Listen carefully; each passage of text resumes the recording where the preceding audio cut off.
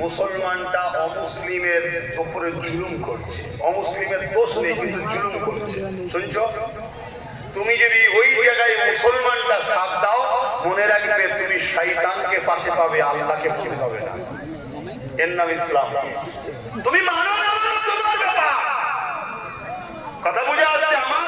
আল্লাহ হুকুম দিয়েছে, এখানে আজকে নিয়ে এসেছে, এতগুলো লোককে জড়ো করিয়েছে আমার আল্লাহ, আমাকে মাইক দিয়েছে, দিয়ে নবিয়ানা মেম্বারের সম্মানের সাথে তকবীর দিয়ে এখানে বসিয়েছে। সবকিছু পিছনে তার প্রতি হাত আছে।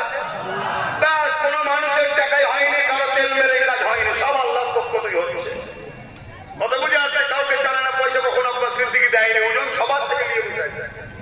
আরে সত্য কথা, সবার মতো দেয়, বুঝে বুঝে দেয়, ঠিক না বলি?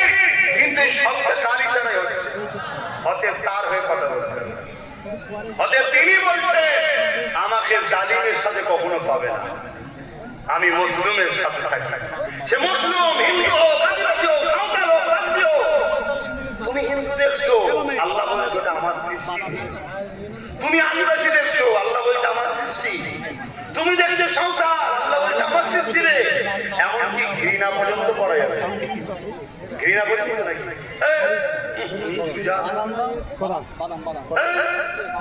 এইসব ঘৃণা করা ইসলামে ইজাজত নাই। তারপরও ইসলামের উপর তাহলে এত আঘাত কেন? আঘাতটা এই জন্য তো, বিভাজন যদি না করা যায় তাহলে রাজার পূজা হবে, মালিক হবো আমি, মালিক বাদশাহ থাকবো। আমার কাছে এসে বলবে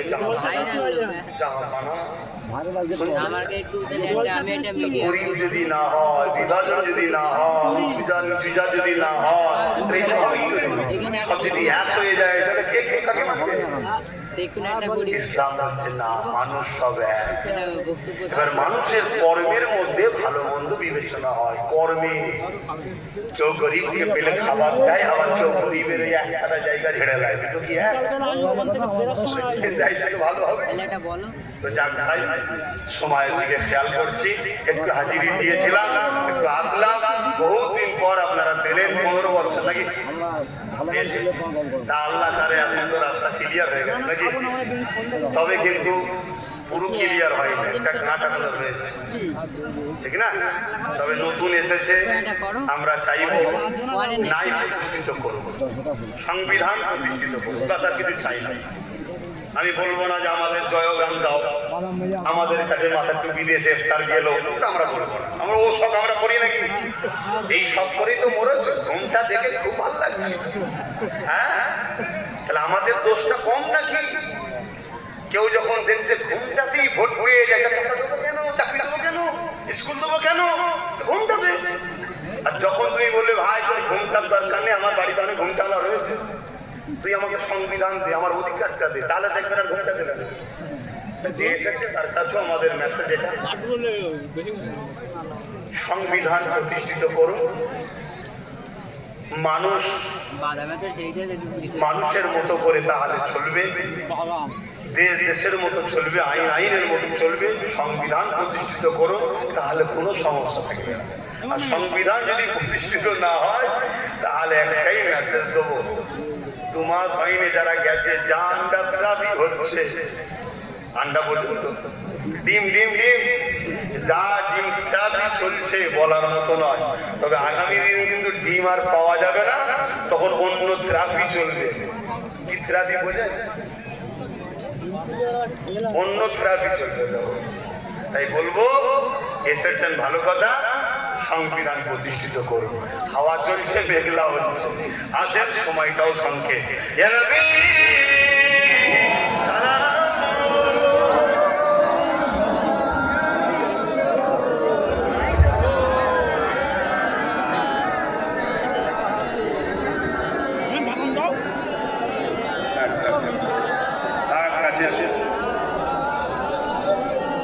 শোনেন আমার ভাইরা, দোয়া দরকার আছে তো নাকি?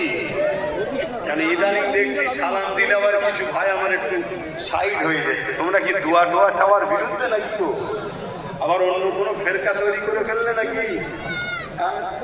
আমরা তো শুধু ভাগ হয়ে শেষ হয়ে গেলাম। তাহলে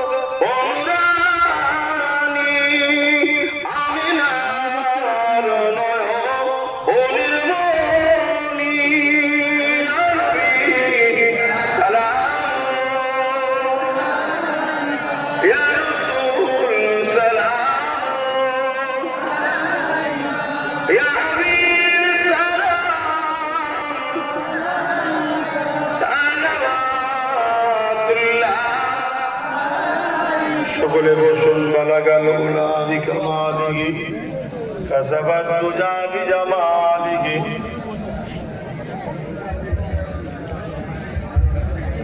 আসেন একটু ছোট করে দোয়া হবে, তার আগে তওবা করি। বিসমিল্লাহির রহমানির রহিম। আল্লাহ তাআলা আমি জানা ওয়া জানা ইচ্ছা ওয়া ইচ্ছা সকল গুনাহ হইতে তওবা করিতেছি। আস্তাগফিরুল্লাহ ربي من كل ذنب واتوب اليه اشهد ان لا اله الا الله وحده لا شريك له واشهد ان محمدا عبده ورسوله لا اله الا الله محمد رسول الله صلى الله عليه وسلم। পাঁচ ওয়াক্ত নামাজ পড়বেন, একবার রোজা রাখবেন, মালদাররা যাকাত দেবেন, হজ করবেন, বড়দের সম্মান ছোটদের স্নেহ করবেন, মা বাপকে ভালোবাসবেন, দেশটাকে ভালোবাসবেন। দেশটা ধ্বংসের দিকে যাচ্ছে তো খেয়াল করুন, দেশের দিকে খেয়াল রাখেন। তো ভাইরা আমার, হব্বুল আদান দেশকে ভালোবাসা, এটাও আমার মাদ্রাসা, আমার দিন আমায় শিখিয়েছে। তো যাই হোক, এসেছিলাম, গুটি কত কথা বললাম, কেউ মনে কষ্ট পেলে প্রতি জুম্মার দিন দরবারে থাকি, কারো কোনো অভিযোগ থাকলে লিখে দিয়ে যাবেন, অবশ্যই ফোন নাম্বার দেবেন। শেষ কথা বলছি, আগামী দিন জুলুমের বিরুদ্ধে, অত্যাচারের বিরুদ্ধে, গরিব দুঃখী অসহায়দের পক্ষে আমরা যারা ঐক্যবদ্ধ হতে চাই, সংগঠিত হতে চাই, প্রত্যেকে নাম ফোন নাম্বার লিখে দরবার শরীফে দেবেন। আপনি আমার সাথে যদি থাকেন, অবশ্যই আপনার সুখে দুঃখে আমি থাকবো। আপনি যে আমার সাথে আছেন এটা প্রথম জানা দরকার, কেন আমার যতগুলো লোক গালিগালাজ করেছে, দুশ্মনী করেছে, সবাই মুসলমানই করেছে। কথা বুঝে আসছে? সেজন্য কারবালায় 25,000 লোক এসেছিল ইমাম হোসেন বাপ একাকে ঢোকার জন্য। 25,000ই ছিল মুসলমান নামধারী, ওই এজিদ। তার মধ্যে 13,000 ছিল হাফেজ আলেম মুফতি। জানেন তো ইতিহাস? তাই আপনি যে আমার, এটা আমারও জানা দরকার, কেন সবার জন্য বাপ লড়াই করা সম্ভব নয়। এমন লোকের জন্য লড়াই করে ফেলবো, দেখা যাবে তার ব্যাংকে অনেক বড় সমস্যা আছে, তখন ক্ষতি আমারও হয়ে যাবে। একটা আল্লাহর কাছে জবাব দিতে হবে, দুনিয়ার মানুষও তখন খারাপ করবে। তাই জানা দরকার যে কার জন্য কি করছি। ঠিক বললাম তো নাকি? না কষ্ট গেল? যদি কষ্ট হয়ে যায় তাহলে আমারও তো প্রশ্ন থাকবে। আপনি যদি আমার কথা না শোনেন তাহলে আমারও তো কষ্ট হলো।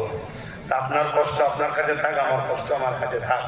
তো যাই হোক, আসেন সংক্ষেপে একটু মহান স্রষ্টার কাছে আমরা ভিক্ষার হাত বাঁধবো। আল্লাহুম্মা আমিন। হ্যাঁ আল্লাহ, যা কিছু বলালেন এই মুহরমের ছাদে, আল্লাহ আমি কবুল করেলেন। বলা করার মধ্যে যদি কিছু ভুল ভ্রান্তি আপনি মাফ করে দিন। আল্লাহ রহমত করে, মেহেরবানি করে, নিজ গুণে যদি কিছু সওয়াব দেন, আমার নূর নবীদের সওয়াব খানা পৌঁছে দিন। হুজুর আব্বা জান, আম্মা জান, পরিবার, সাহাবা, সাহাবিয়া, চার প্রাণের পীর, চার ইমাম হুজুর রূপকে সওয়াব পৌঁছে দিন। আমাদের প্রত্যেকের পীর ও মুর্শিদ মুজাদ্দুজ্জামান দাদা হুজুর পাকে সওয়াব পৌঁছে দিন। দাদা হুজুরের পাঁচ কলিজার টুকরা খলিফা হুজুরের বিরির সওয়াব পৌঁছে দিন। সুলতানে হিন্দ আতায়ে রাসূল মুঈনুদ্দিন আজমির সওয়াবখানা পৌঁছে দিন। আমরা যারা হাত তুলেছি আমাদের প্রত্যেকের বাপকুল মাকুল দাদুকুল দাদিকুল নানাকুল নানিকুল শ্বশুর শাশুড়ি মাইমুন যারা চলে গেছে জান্নাতি করে দিন আল্লাহ। যারা বেঁচে আছে নেক হায়াত দারাজ করুন আল্লাহ।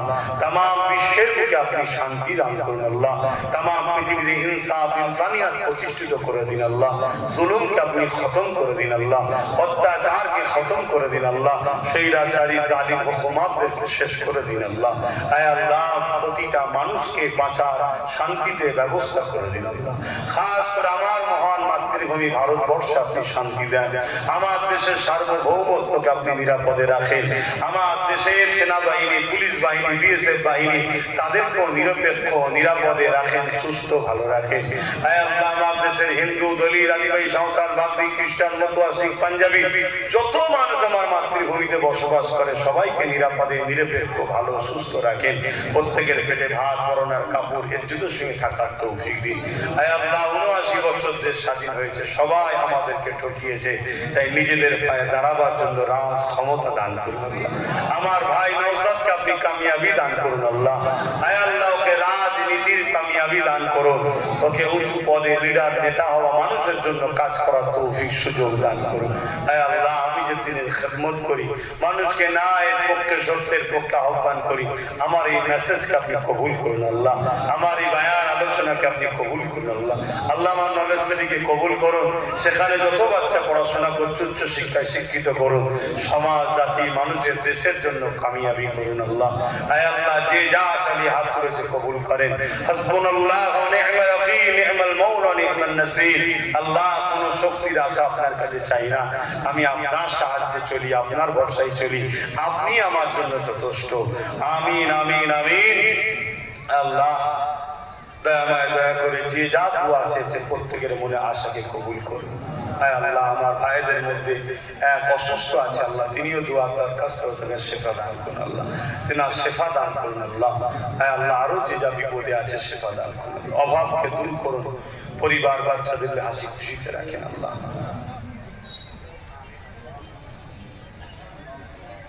আল্লাহ আমিন আমিন। বারাকাত কালিমাত লা ইলাহা ইল্লাল্লাহু মুহাম্মাদুর রাসূলুল্লাহ সাল্লাল্লাহু আলাইহি ওয়াসাল্লাম। কেউ হাতে মুসাবার জন্য হাত